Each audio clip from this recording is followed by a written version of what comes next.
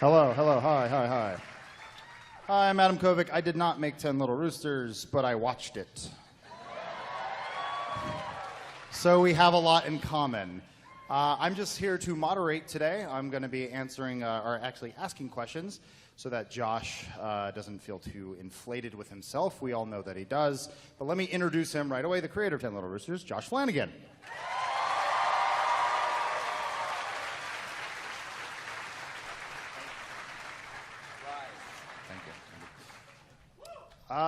In no particular order, Barbara Dunkelman, get out here.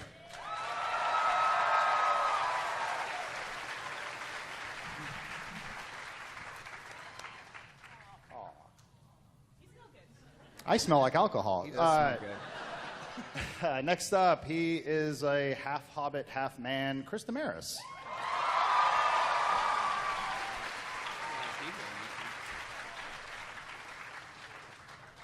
We do stuff.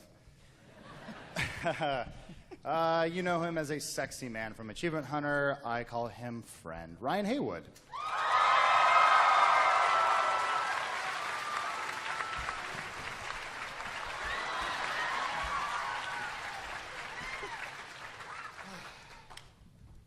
Is that it, or am I forgetting somebody? Miles. Oh, Miles! Shoot. He looks like me.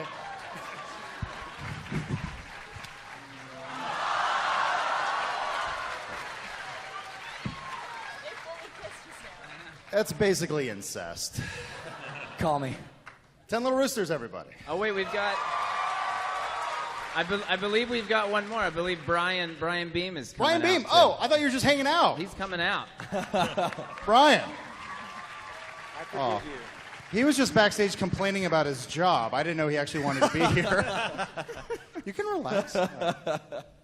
Let's give him all a round of applause again one more time. Go ahead.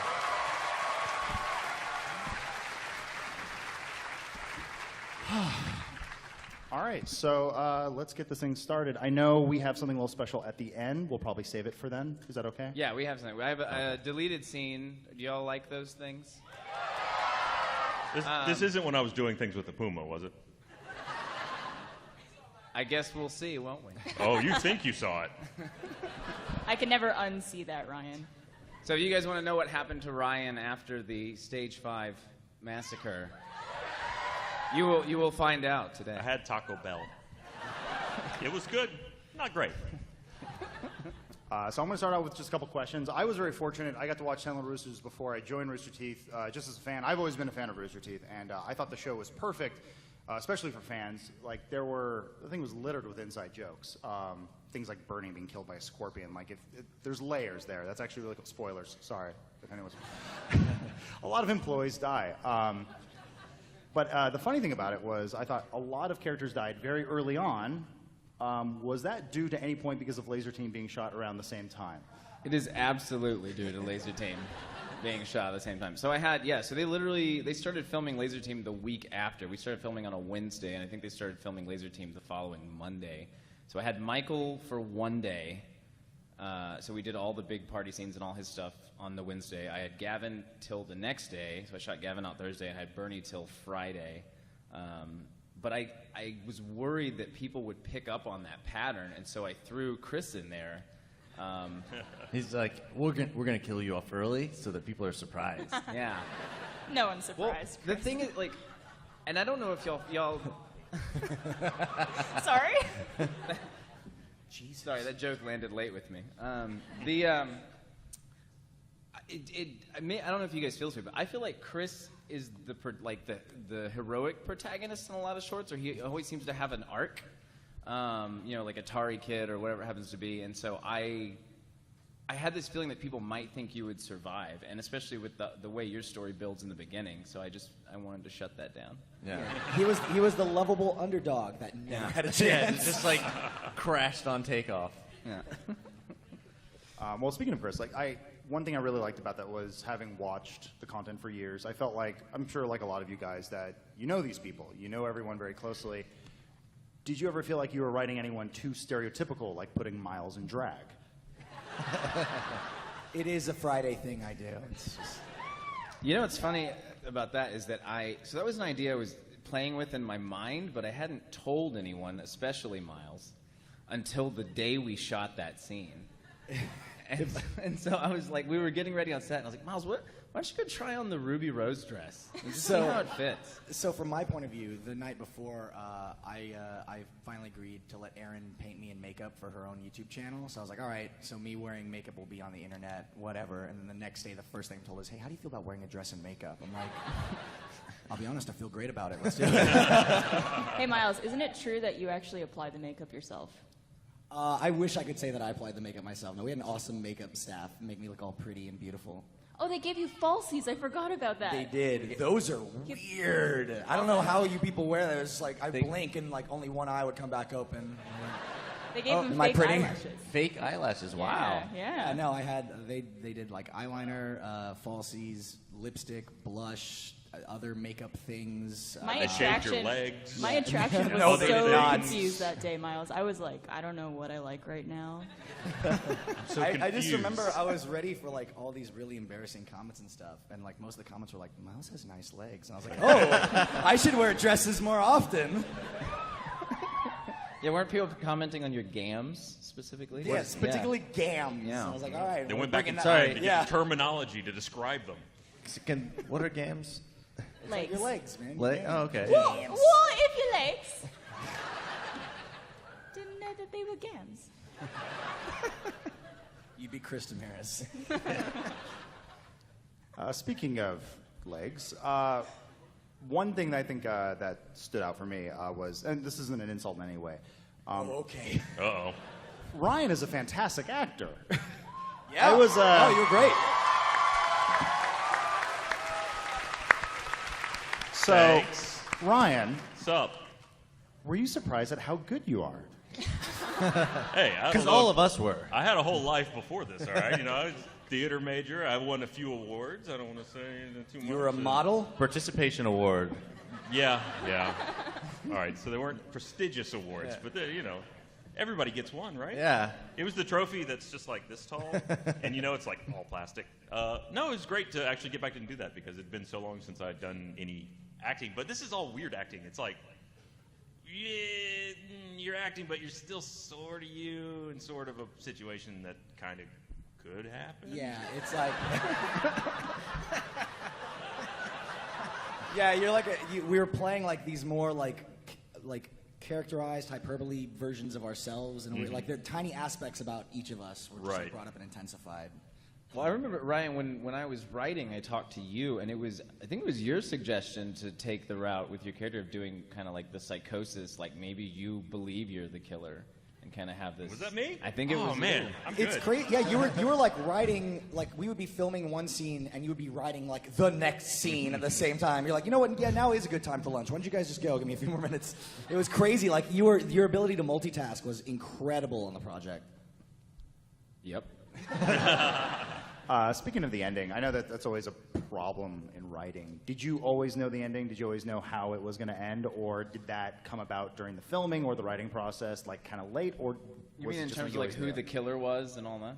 Basically, yeah. Yeah, I knew that was one of the first things I decided because I knew I was going to do an homage to Tin Little Indians, and so I was trying to find an organic reason why someone would write the riddle at all, and so I settled on the Barbara evolving from puns to riddles. I'm never going to involve Yeah. Josh. I know. I remember when you came into the office and you're like, so I think I'm going to make you the killer. And I was like, why? And I think the actual reason was because I was the most available to film out of anybody. Yeah, I like how we started this panel with, just the people that were the last in the show were just the ones that really had nothing better to do. Yeah, God, I had the best finale written for Bernie, Gavin, and Michael. It was so good. Stupid laser team. No, yeah, and then also that was a weird process of trying to get ahead of the audience too, and figure out who they would vote for. And so I knew people would be angry if I made Ryan the killer.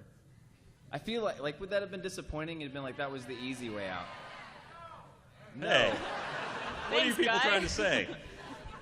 And so yeah. I don't know why. I guess I don't know. You just seem so innocent. I don't know what it is. Thanks, Josh. Yeah. But with the substrate of danger. The other really interesting, though, about speaking about that, 10 Little Roosters, it had a bit of a metagame to it. There was a bit of an ARG aspect. When did that come about? That was the initial concept. So was trying to figure out, and Murder at the RTX, if y'all have done that here, which is now working with Android phones, so you should totally do it today. And Windows, right? And Windows. If you have any phone that's not like a 1998 flip phone or something, you can probably do it. Damn it. There's one in the crowd. He actually held it up. It's super cool. You should totally download it. But I'm always looking at mediums and trying to see if you can do something that caters the best to that medium. So with Murder at RTX here, I was looking at conventions, and could you make the convention itself the medium and have a piece of entertainment that worked with that? And I was looking at web series for 10 Little Roosters and saying, like, well, is there a way to use like the immediacy of the internet and the way you can immediately link to other stuff and engage the audience to have a show that went beyond, just like a shorter TV show. And so that was the whole concept before I ever came up with what the murder mystery hook was or anything. Yeah, it's definitely sort of a water cooler thing, especially with entertainment today, as everyone, shows like Lost and Heroes, I mean, that's old now, but like modern day stuff, True Detective, people will sit there and talk about stuff. And it seems like you brought that water cooler to the internet, and you brought a very centralized place. Did anyone figure it out early on, or were you going, God damn it, or were you like, you're all off? Only one person got it right at all, like completely was 100%, 16 for 16 on their guesses out of 50,000. And they must be eliminated. Is there anything special for that person? They want a trip they live in England, so they want a trip to MCM London to go hang out with everyone that's going there in October. So. Would you put them in the next season of Little Roosters? Can I Well, be in the next season of Little Roosters? Season? Who says that exists? Can I move in with you? Just do a Funhouse version. Yeah. Murder House. Oops. Josh and I had a few drinks together at Let's Play Live, and he was like, man, I got ideas. They're going to blow you away. Funhouse, Achievement Hunter, you're all getting... And he passed out. Yeah. It's a good I was Josh. about to give that exact same ending, no joke. He did the same thing last night too. It's just Yeah. a weekly thing. Yeah. I never get to the ideas, but I've got I just them. want to kill all my friends. That was my Josh impression. It was terrible. I'm sorry. Going back to the production aspect of it, you guys started filming right around the time you moved into the new office, Stage 5, right? When did we move? April? We moved April of last year, yeah. We filmed that in October. September, October, something. October-ish. Yeah. I felt like that was the first time we got a really long look at the new office Yeah. and kind of how it worked and everything. And I thought it was cool. It's like, oh, like perpetually looks like it's nighttime. That's just the office. Yeah, it's like it very much has a casino effect. It's weird. We have like two 1 foot circles that are like 3 inches off the ground that you can kind of see light outside. Yeah. Many a day do you find people huddled around the circles, looking at the light. It's going outside. It's like exiting Vault 101 every time. Yeah, the day you guys posted a photo of the Funhouse office, their bright window. All of us on Twitter just like those motherfuckers. Yeah, we're like, Oh, that for us was, we were in the middle of filming something, and then these lovely Latino workers come in and start taking the paneling down. We're like, oh, fuck it, we'll just keep filming. Like, it's very strange. But for you guys, I was always curious, because were you filming at night all the time, or was it during the day? Guess it didn't matter, right? it was mostly during the day, which I think probably was somewhat annoying for the rest of the audience. Or, No, not at Yeah. all. We weren't about to start Ruby or doing RVB or anything. Just kidding. No, yeah, we filmed days, and I think we used every room in Stage 5, if possibly multiple times. But there's some really, and we did some cool swap out stuff too. Like when Ryan's in the hole, he is in our props room, which doesn't have a roof. So if you know how Stage 5 is a giant hangar, and so there's rooms that don't have any ceilings. It just goes straight up to the rest of the hangar. And so we filmed over that. And then Barbara, we just filmed, I think, in Ruby animation, looking up from the floor. So they're in two different spots. I was on my knees the whole time for that scene, and it really hurt. You Don't should make not any say jokes. that I was about to say ever Barbara. again. That exists on the internet now. Yeah, literally every scene though, there's employees that are like 5 feet away working. Are there any shots where there's like people in the background working that made it in? Yeah, and that was an issue. So one thing I couldn't get away with, usually when you make a show, you can get away with continuity errors, you can get away with people in the background, you can get away with all this stuff. But I learned when you make a show like this and you're asking the audience to actively analyze, they will pull out everything and they will question every mistake you made, which worked out really funny because there would be these crazy theories. But one of the things, I think in the background of your death scene, actually, Chris, you can see like 3 people working. And so people were like, are there more killers? Like, what's going on? It's like, no, they're just animating. Yeah.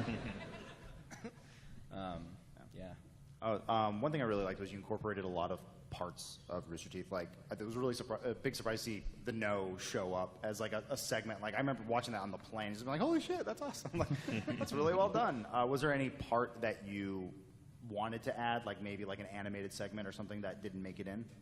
I had played with, the motion capture death that's in there when Gilby gets strangled. I had played with having that be a character model and not a wireframe, like being Ruby Rose or somebody. Yeah.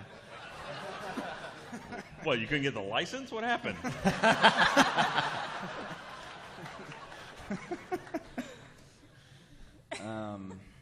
Man, I feel like I hit most every show. I don't know what. I didn't do. Yeah, Achievement Hunter was. I didn't film in their lounge. They're a little harder to go in there and No, we're film. great. What are you talking about? Yeah. Jeff was already mad at you for taking so many Achievement Hunters for so long. I know. I felt like Ryan's like the ambassador of Achievement Hunter. Like, I'm the friendly one, Jeff's, the evil, mean president. You got a good amount of them, though. You got 3. Well, Yeah. 4 if you count 2 Gavins, but... Yeah. No one wants that, by the way. I don't know if that was a monkey or a Gavin. That was Gavin. A little bit of both, maybe. I'm out of questions. I don't know. Well, since I have Brian here, I was going to ask him a question. So Brian was our visual effects supervisor on the show. So Yeah, he you made. told me there were going to be 2 shots. There's more than 2 shots.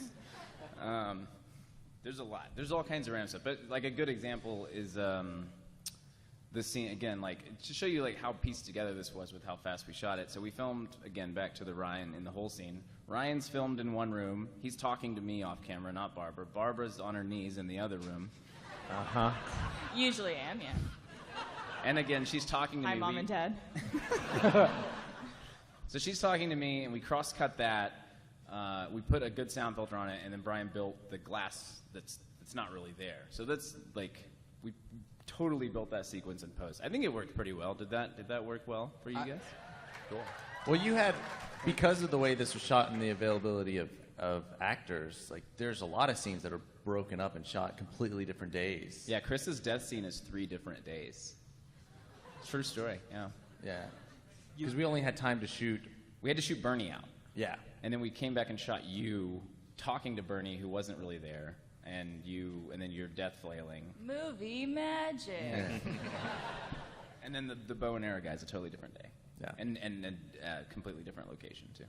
Also, I think Blaine stood in for a lot of people in different costumes, right? Yeah. Blaine and Paco were both, they traded off as the killer. So if you wonder why the killer, like, morphs shapes.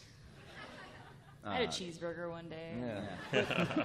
Lifted some weights another day. That was intentional, though, wasn't it? Well, I had to, but I had to make sure people knew that as a rule that, like, you couldn't judge the killer by what they looked like, because I didn't want people guessing it off stature and not actually doing any work. So, yeah. Well, yeah, I remember like a few weeks before, I think it was an Achievement Hunter poster coming out, and I saw Ryan in the GTA outfit makeup, and I'm like, God, you idiots! Like, you just gave it away, and I'm like, well, I'm the idiot because I got tricked. So, hats off to you. I think there was also a lot Creative of people. Achievement Hunter stuff we had to edit out because I would be walking back into the Achievement Hunter office still in kilt and everything, and like prior to really announcing what was going on. So that was a little challenging. Yeah. Did you keep that kilt? I don't know where it is. I don't know where it is either. The costume department took it back. How airy was it?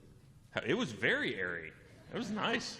I had a Especially when you similar don't, outfit. Yeah, when you don't wear anything under there, it's just great. It was by like day 3 of me in the costume, I was like, I'm just gonna chill in this. I don't need to get out of this thing between takes. This is Yeah, kinda it's nice. like you walk up and Miles is sitting playing video games in his Yeah. dress.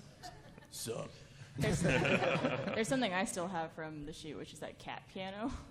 Oh my god, the fucking piano.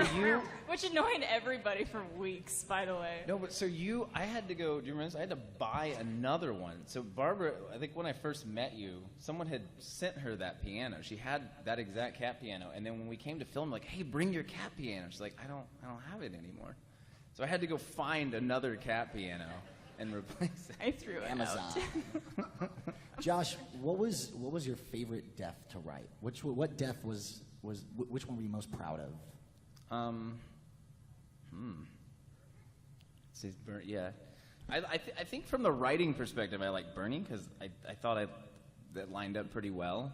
Conceptually, I like Adam a lot. Like the Yeah. My favorite was Gus's. Just him opening the door and going like,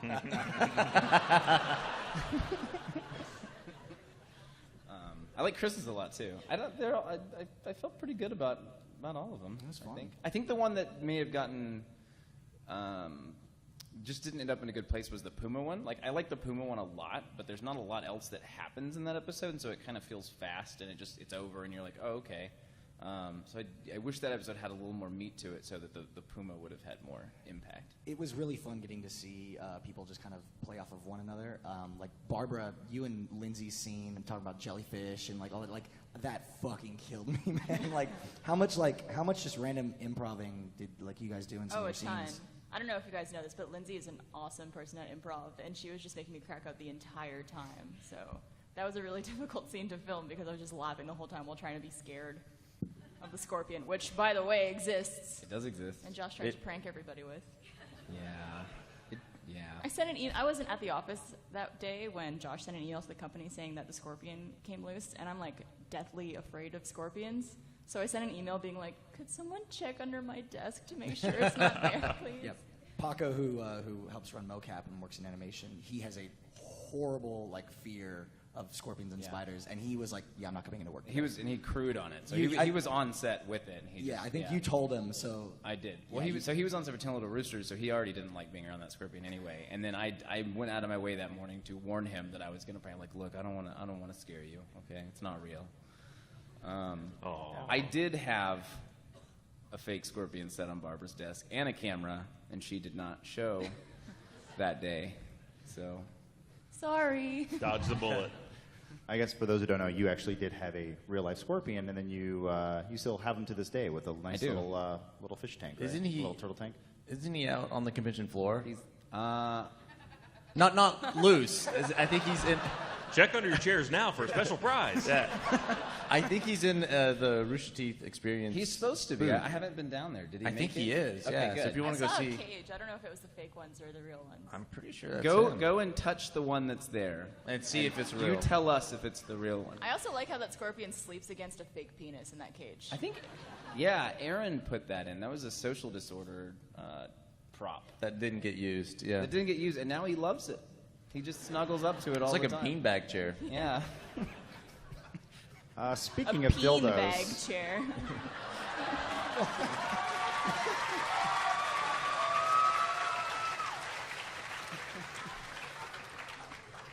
I'm sorry. you're not though. That's the problem. God bless you, Barbara. So one thing that was fun to me, at least, while this was shooting, was no one knew what was going on except for you. It's true. Like because We got the you're scripts that morning for every single yeah. time we were So shooting. because the script was being written the night before. I mean, I don't you know saying about you- you guys. Did anyone know what was going? Like, I knew what was going on in my scenes. I very rarely had any idea what was going on. Yeah. It was Like- fun. It made it really fun. You walk in the room like, okay, they're standing on chairs, doing. So what I'm hearing is you loved the process. Is that? I had is a that the great sense? time. No, it really did go very well, actually. Yeah, I love Josh handing me a script where I have like 10 paragraphs of dialogue, and he's like, "All right, we're shooting in 30 minutes." And I'm like, It was Barbara, like did- 8 paragraphs. Did you have a chance to spend a lot of time practicing your meat product weaponry? With, It was like oh, sauce- Oh, the one God, with all that the scene. vegetables and stuff. I'd just block remember that scene out. I remember slapping Ryan with a bunch of cucumbers. I was just and- getting hit with meat for an hour. Yeah. And then you have to go film 10 Little Roosters. That was.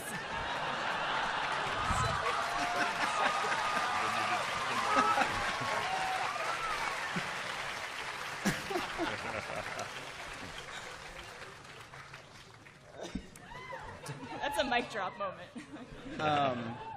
I get so that scene actually. So that scene actually worked out different than I'd planned. My initial concept for the green screen final battle was supposed to be kind of this parody on like in video game bosses, and because she was wearing the green suit, her body was supposed to disappear, and it's supposed to be kind of like this floating head and like two hands, and he'd be like fighting her. And I didn't film it right, so it's something. It's just a meat battle now. I don't know what it I is. would say it's a battle. It's very one-sided. Yeah.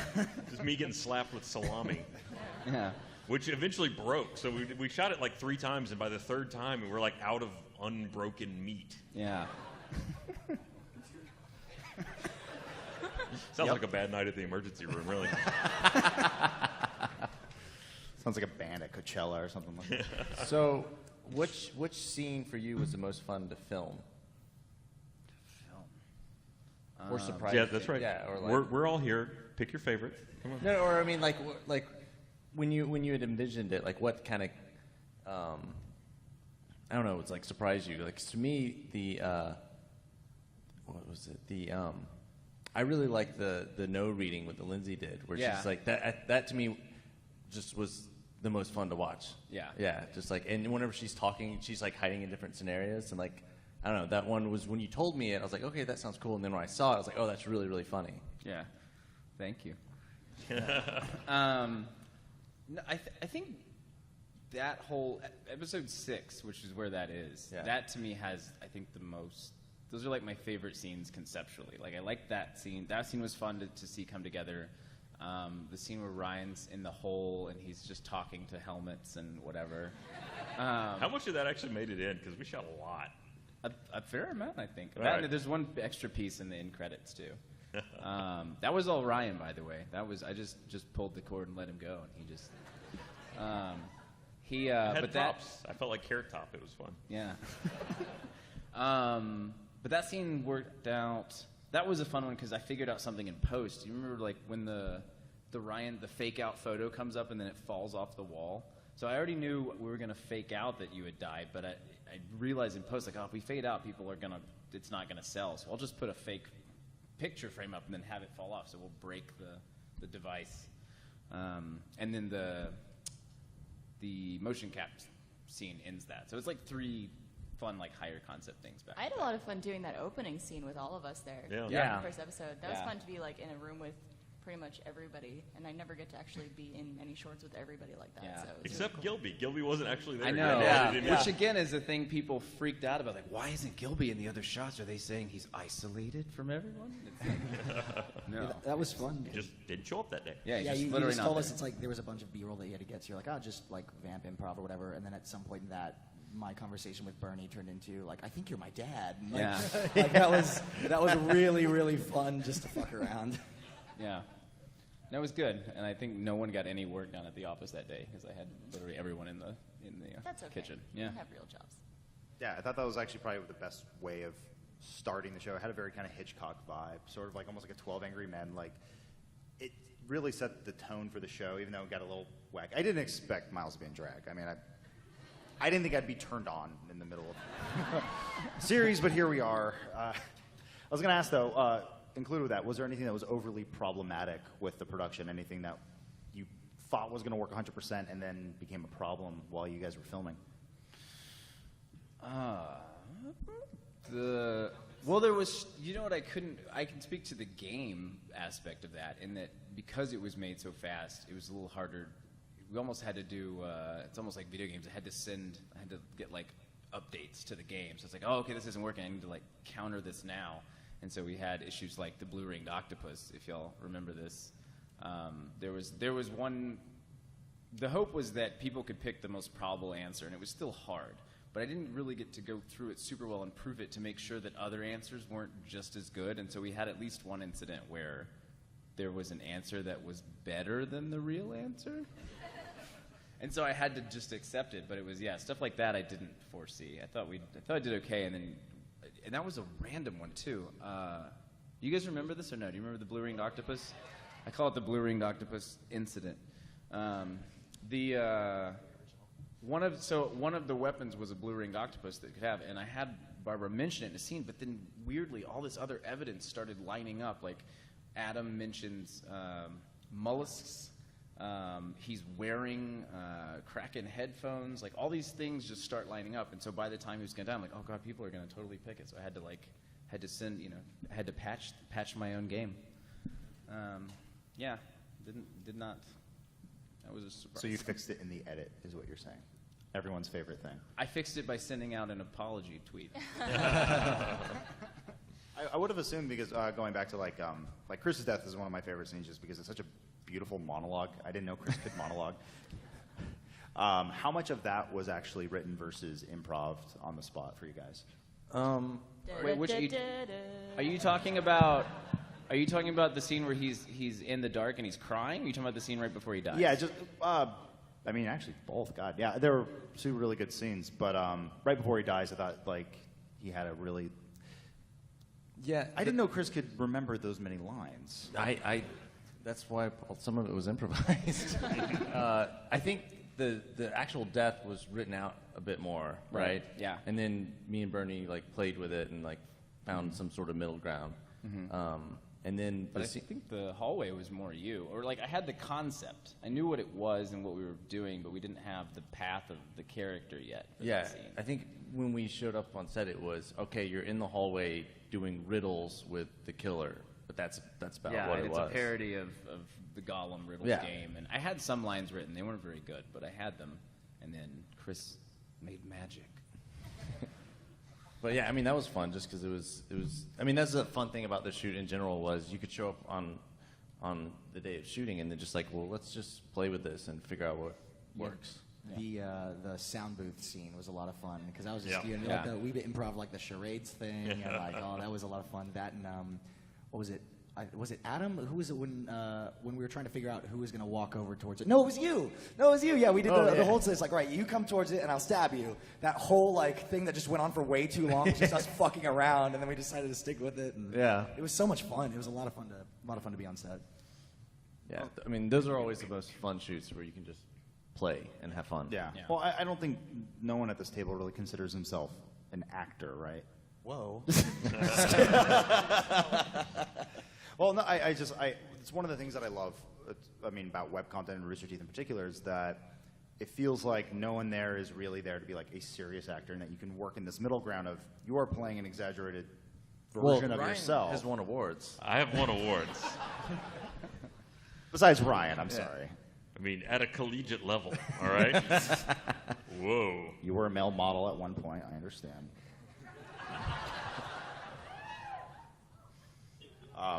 I didn't hear that. I didn't sorry. hear it either. Did I miss something? My phone buzzed. I was going to say, versus working with real actors, how much different is it working with These schmucks. What? The dregs.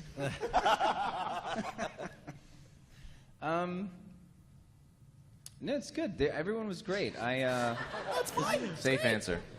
I like the whole premise of this too. Is like, oh yeah, Josh made this great script, and then the actors just got in there and just kind of did whatever. Yep. Thanks, Josh. Thank you. It was. Oh, go ahead. Oh, No. I was going to say, from the actor's point of view, it was weird for me because I do a lot of voice acting for animated stuff, which is great because you have the lines right in front of you, so you can just do whatever. But yeah, like I hadn't done like proper in front of camera like acting in a few years, so like having to actually memorize lines again and like get it all down and feel natural was a really fun challenge and fun to get to do again. You mean you didn't get cue cards? No, just Really? all over my hand. One thing I did try and do, and everyone was great about, was when because we made it so fast, I had to find mechanisms to not take up the entire staff's time.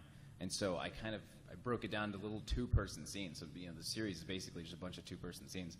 And what I kept doing was just rotating who those two people were, so I just kept constantly getting different mixes of personalities, and I think that worked out really well, and like people played off great against each other, so it was fun. I think we saw some new combinations, people who maybe hadn't acted together before. Yeah, well, me and Ryan are pretty much in nothing together, so Yeah, that was that's the cool. first time I've been in anything with you, I think. Yeah, you're all tied up too. And you It's tried nice. to kill me. What does that tell you? I guess I did blow you up in the end, though. You did. Or you blew Wait. you up. Well, no, I was involved. You said you told it to activate, so I think I that's did, your yeah. fault. No. I'll take credit for that. All right. Okay. Add one more to his kill count. Ding. Who's the biggest diva?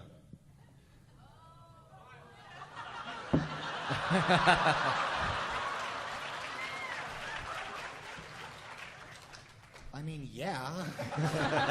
But fuck you.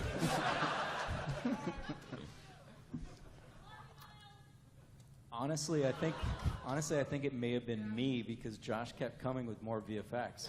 He's like, hey, so I think we're editing this, and it was like, what if we do this? I was like, I don't have any time. It was like, seriously, really?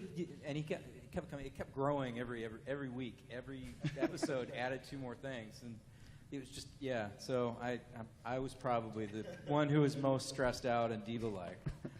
Hey, at least the Barbara explosion was a practical effect and one of the grossest things I've seen in a long Yeah, we time. did that right in the office. At least it was a practical effect. No, it wasn't real though. It's a giant cannon, right? Like Yeah, it's a gore cannon. We shot the gore cannon at the wall 3 times, and if you ever end up in stage 5 and you go by Yale's office, I think there's still blood all over the wall. That's from a different thing. Though. The mousetrap gag was fantastic. Just all the pieces over and over and over again. That was one of my favorite deaths. Yeah, and because we just finished wrapping something else, so I showed up just in time to throw gore. Yeah, It's like, all right, lay down on the floor, just throw yeah. up in the air. What was the composition of the blood? I forget. I don't know. There's a company that makes it, Hogsfly, and they have like their own branded blood. So it's a family trademark. secret. I It's guess. literally called hog blood. Yeah. It did not smell good. I'm going to say that. No. I had to. Sorry. I was wearing a full set of clothes under that green suit, including a pair of jeans. And so you know how jeans have that little like your fly area. So it kind of looked like I had a little penis over there. And I saw some people commenting on it, and I was just like, no, it's just my pants. That was to throw people off from who the killer was. Is it Barbara, or is it a tiny penised man in a mask?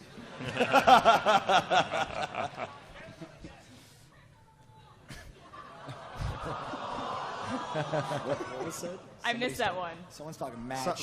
Someone said Chris has a small penis. That's low-hanging fruit, everybody. No, it's not. Oh, it's not. No, it's not. It's up there. Yeah. Hard to reach.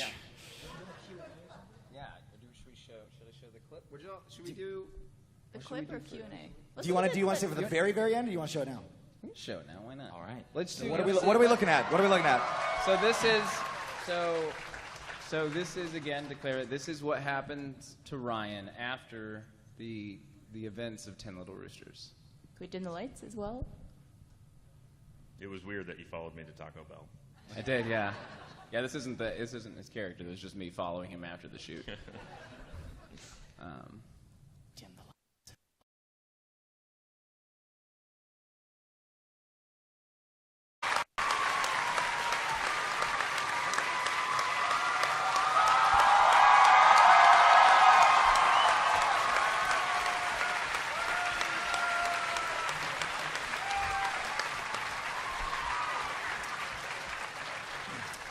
It was a really nice Taco Bell.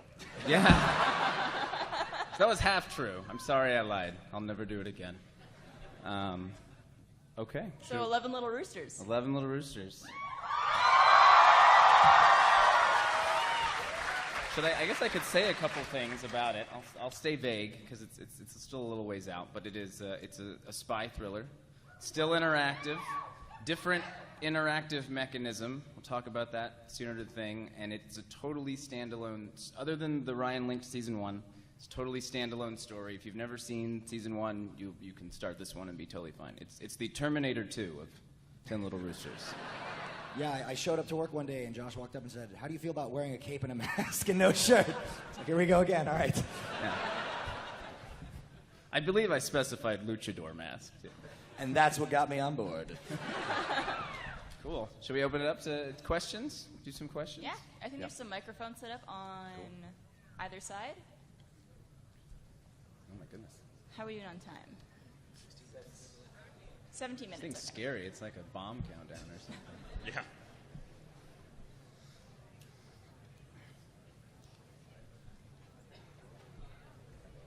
I think that side's ready. We love you too.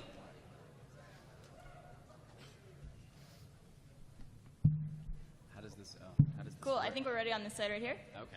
It's a loud The spot link. right there. Yeah. Okay, so That's your mic. I don't know. Are the mics turned on? That one was on. I heard doot, doot, doot. Yeah, see? Yeah. Let's start with this guy then. Now use words. Speaking of, Or with. first off, yes, exactly. I wanted to say, first off, I never doubted your innocence for a second, Ryan. There's no way you'd ever be that subtle.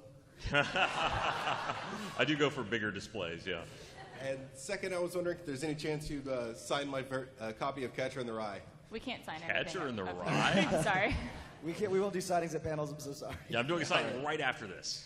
Unfortunately, I waited way too long to sign up for it. And I will be on the floor wherever I can, maybe in between things. Appreciate so it. try Sorry, and catch man. me.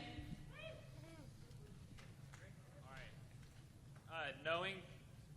Knowing that the first few deaths were based off availability. So let's say if you had full availability for everyone, how do you think things would turn out? Like if I had full availability of the people, like all the cast that I had, or if I Yes. had my pick of anyone? So Brad Pitt More like Yeah. and George Clooney. everyone who's in the cast, I don't know. I mean, since I and maybe Brad Pitt. You know. and maybe Brad, I'd have kept Brad in as long as I could. I don't know if I'd done it necessarily any other way. I might have spaced out the. I don't know. I can't imagine it having been other way. I guess at this point, I didn't have an initial vision. When I built it, I specifically went to the people because the riddle had to cater to them. So I had to go to the people and be like, hey, do you want to be in this? Lock them in and then write it for them. So there was never like a version before that. Thank you very much. Thank you. Hey guys, Hi. Josh, my question is for you. What was the most challenging part about writing the riddle? Oh man. Was it getting the pen? Was it finding the paper? It was the paper. I don't know. I can't even explain how I wrote it. It was such a crazy, I just had all these ideas, kind of free-form floating, and it was like putting a puzzle together. I just would try some and not others. And then trying to figure out how you could kind of trip people up with the language of it. Because, sometimes you'd have a thing on one line that wouldn't connect with the next line, but if you just stared at it, offhand you'd think it would. You're like, oh, this person is, like the person who dies isn't necessarily the person the line above is talking about. So finding stuff like that, I think, took a little while. Yeah, it was hard. It was a hard thing to write. Thank you. Mm-hmm. Hi. All right, Miles. The treadmill. All right. Exactly how long? A good estimation. How long were you on there, and how much burns did you get on your knees? Well, it wasn't as bad as Barbara's knees, but I mean that was a monologue. I was on there for what felt like an eternity. And it was one of those things too where Josh was just like, "Hey, so here's essentially just what needs to happen in the scene. Just shout shit." And so I think I was like praying to Buddha at one point, and I think I tried to go through all the stages of grief before I died. There's just so much footage of a man in a dress on a treadmill somewhere out there. It was, oh, okay. But no, it was worth every second of it though, because I knew it was gonna be really funny when it came out, and yeah, it was just the stupidest thing I'd done in a while. It was a lot of fun. Hey, name's Alex. I was just wondering, for the Mad King, what did you feel when you were sexually assaulted by the panther. I mean, puma. You know, it's funny because I saw comments after the fact, like when I started making out with the puma, and somebody was like, "Man, I can't believe you did that to whoever was in that suit." And it was an empty head. It wasn't like I was subjecting someone through a puma head to me making out with the puma face. Which, by the way, was totally a fucking lion. Was it a lion? It is a lion. And it never called me after, so. Slut.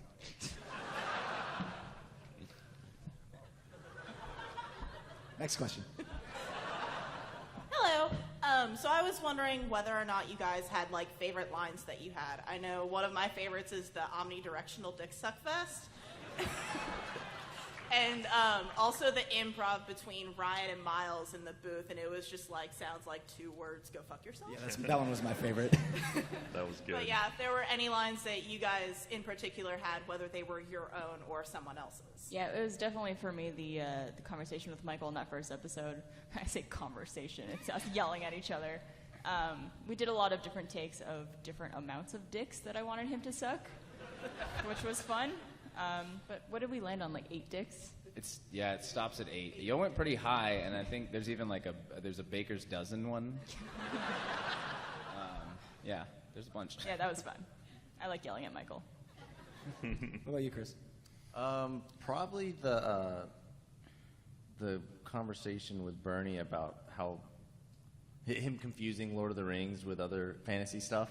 Yeah, that was probably my favorite because, yeah.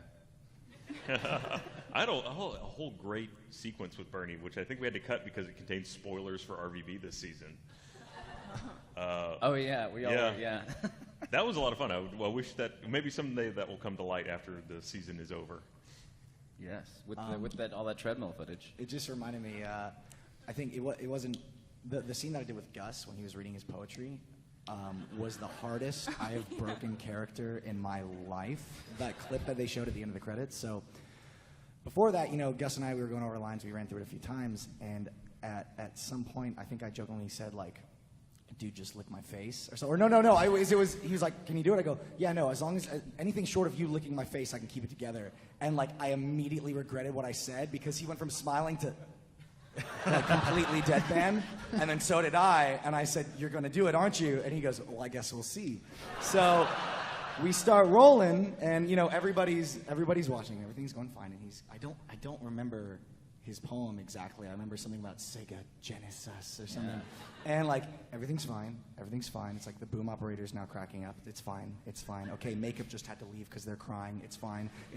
Everything's fine. And he says his last line, and he just gets and I just couldn't do it. I was crying. I had to walk away. I was like, I'm so sorry. And everyone on set just lost it. That was probably one of the funniest moments of the entire production for me, at least. Good question. I think the Chris's monologue in the hallway for me is so good. Like Chris's breakdown. It's so dark, but it's so funny. I don't know why. Like. Yeah, but like when he starts talking about like he starts projecting like his divorce on the killer, or no, sorry, his parents' divorce. Oh my God. Yeah, I was laughing pretty hard on set. Hi. So as we've seen, you're taking it to a spy kind of thing route. Yes. And I'm just wondering for further projects if you're interested in taking it into different ideas, maybe like sci-fi, where the characters will go from like different dimensions. Maybe like they'll hop into Red versus Blue, and maybe then Ruby, then X-Ray and Vav. 12.7 little roosters. Yeah. Yeah, there's a bunch of ideas I have for it. Some of it centers on what I can do with the interactive thing, because that's always going to be the most important thing for each season. Is there a different and or better way that I can interact with the audience and make you guys feel invested.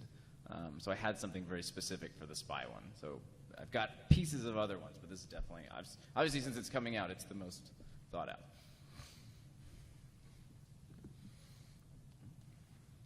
Hello. Hey guys. So normally when you read a mystery book or you like watch a movie that has a twist in it, once you watch it the first time, like it loses all the value because you know the twist. So what do you think it is that makes 10 Little Roosters so rewatchable? I've never watched it again, so I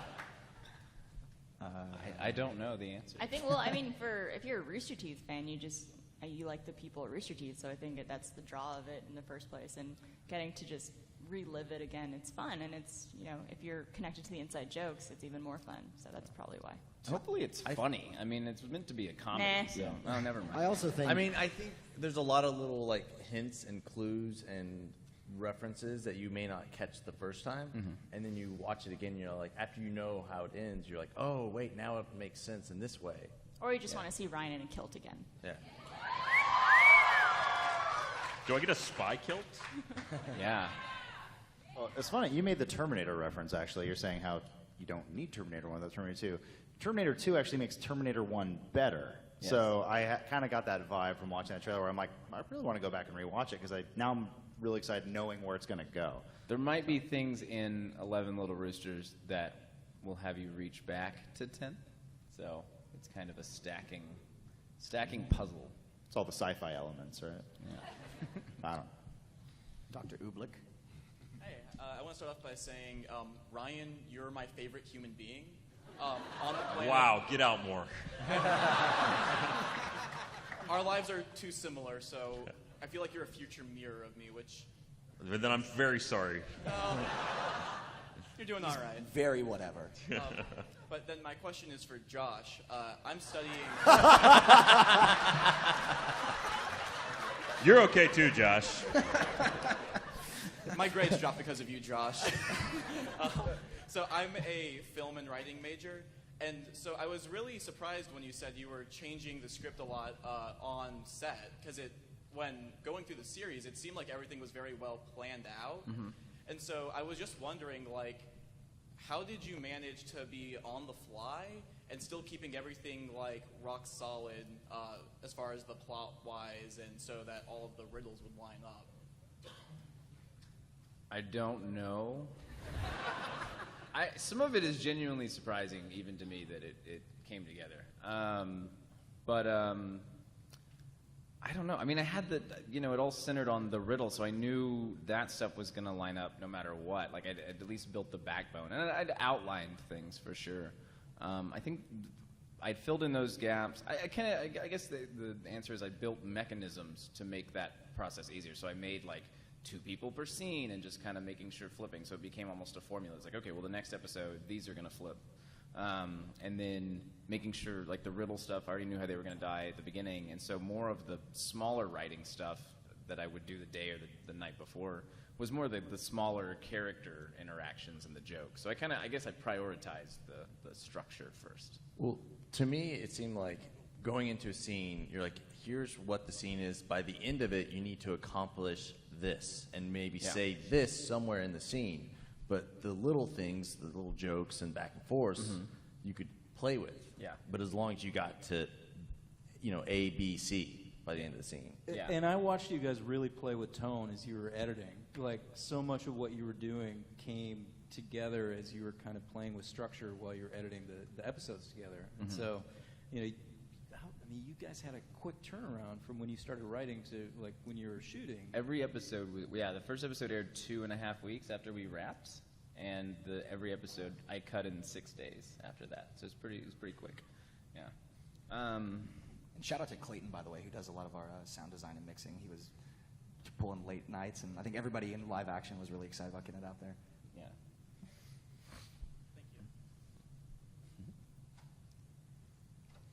How is reading the theories? What's it like reading the theories? Oh, actually, so That's a great question. this is what the theories allowed me to do, which I think is really cool and I've never done before, is I didn't change anything, but it helped me shape some stuff. If I saw theories going one way, then I could edit the next episode to either curb a theory that I wanted stomped or keep a theory going that was nonsense, but I wanted people to go that way anyway. And then sometimes there'd just be extra stuff that maybe I didn't intend to be part of a mystery, but someone else, like, part of the correct answer, but then someone else would point out that it was, and that would just find its way into the edit. So Yeah, no, it was really, the theories were fun to read, especially with like we talked about before, all the film mistakes and weird edits, and Adam not being there in the scenes. Not you, Adam Kovic, but the other one. Adam wasn't there I wanted either. you there. I really like seeing like on Tumblr and Twitter, everyone had like all these cork boards and everything with all the little messages and like arrows pointing this way and like circled. Did anybody do that? Anyone out there do the string and all that? There's some cool stuff Do out not there. believe his lies. That was really cool to see. It's like, damn. It was fun because I think it was around that time in Red vs. Blue season 12 was when the reveal that my character Felix was evil. So everybody was like, "It's Miles, he's a monster." Well, when people kept looking, we would get a lot of theories about completely unrelated videos, like Miles was painting in this recap. What does that mean? Oh yeah, I remember Like, that. He painted this. You painted something, and people I thought beat the what devil you out of painted meant it was a good old clue. time. Yeah. It was cool. How are we doing? I think we got time for one more quick question.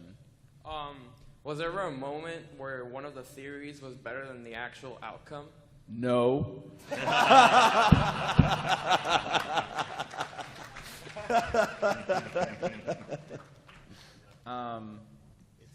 Seriously though, yes. Just kidding. There are theories I really liked, and I could have seen using different in a different version. There are other things I could have used. I was pretty happy with where I landed. You know, I don't know, whatever. All right, Are we done crushing Josh now? I guess I just want to thank everyone for coming today. Let's give another round of applause to these guys. Thank you. Don't forget, Murder at the RTX going on right now. Super cool. Download the app on all phones and All get phones. excited for 11 Little Roosters. Yeah, and if you want to see the trailer again, or your friends want to see it, come to the live action panel. Yeah, tonight. live action panel at what? 4:30. 4:30. I think. Yeah. Yeah. Thank you, everybody. Thank you. Thank you.